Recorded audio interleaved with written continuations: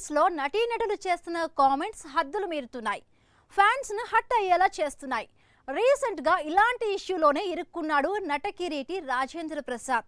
David Warner పై తను చేసిన comments viral అయ్యాయి. అయితే తాజాగా దీనిపై స్పందించాడు రాజేంద్ర ప్రసాద్. నితిన్ రాబిన్ హుడ్ లో స్పెషల్ రోల్ చేశాడు David Warner. Pre release event కి ముఖ్య అతిథిగా హాజరయ్యాడు.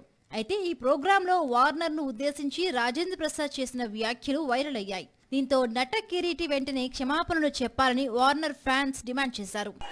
వార్నర్ ను ఉద్దేశించి చేసిన వ్యాఖ్యలపై తాజాగా స్పందించాడు రాజేంద్ర ప్రసాద్.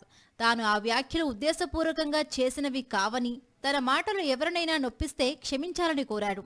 అలాంటిది ఇంకెప్పుడూ జరగదని క్లారిటీ ఇచ్చాడు. రాజేంద్ర ప్రసాద్ క్షమాపణలతో వార్నర్ వివాదానికి ఫుల్ స్టాప్ పడింది. రాబిన్ హుడ్ సినిమాకి రావాల్సినంత ప్రమోషన్ దక్కింది.